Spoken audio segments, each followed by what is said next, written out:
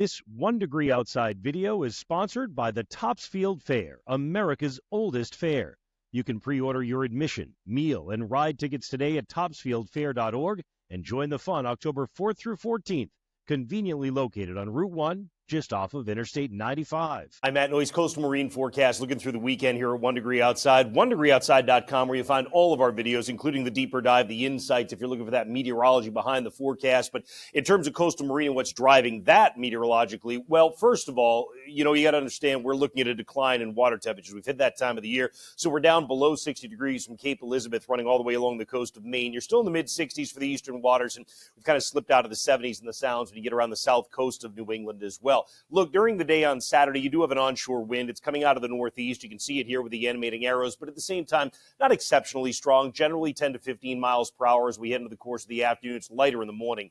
On Sunday, high pressure settles right over the Gulf of Maine. That turns the wind out of the east. One of the things about this is you may find a little bit of fog, patchy fog anyway, from the south shore of Massachusetts down to the south coast on both Saturday and Sunday morning, just by virtue of the fact that you have the onshore wind. I do think it would be patchy. I don't think it's going to be a big widespread thing or anything all that dense. It would burn off fairly quickly, but just so you know, not shocked if you get a couple of banks here and there. And that is just, again, with the onshore flow. Generally, I think there's enough dry air to preclude anything widespread from developing out of it. Then on Monday, the breeze begins to pick up. Tuesday, it does the same, and you'll see in a moment the waves pick up just a little bit in response to that as well.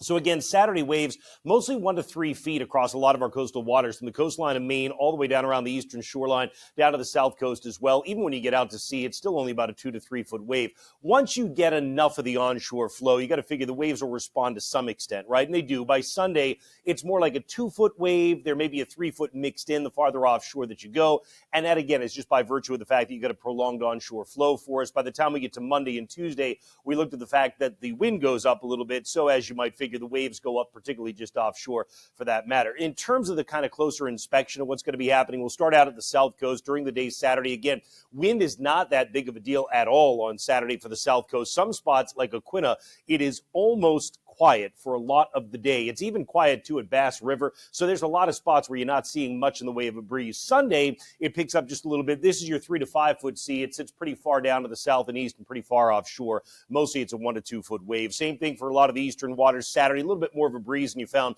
on the Cape. That northeast wind coming into Plum Island, coming in across the New Hampshire seacoast. It is lighter as you come down towards Situate Light or onto the outer Cape. And then by Sunday, everybody's got a fairly light wind. You don't even see the 3 to 5 footers showing up anywhere around the eastern waters on Sunday. Saturday, again, at the coast of Maine, you've got the northeast wind. It is not exceptionally strong. It's not as strong even as it is when you get along the eastern coast of Massachusetts, and then we end up with about an 8, 9, 10 mile an hour wind heading into Sunday. And again, it's only about a 1 to 2 foot sea overall. All right, just a reminder, too, that if you'd like to grab our app, you can use it for your favorite offshore spot. I've talked about that before. Just set a location of one of the coastal towns nearest to where you like to go. Once you've saved the location, hit the 3 dots next to it and choose pinpoint. Then you've got a pinch and zoom map. You can put that pin wherever your favorite offshore spot is. So just something to be aware of there. You can grab Noises 1 Degree Outside weather app on both App Store and Google Play. Stay safe out there. Have a great weekend. Enjoy what is this kind of extended summer weather, I guess, right? Take care.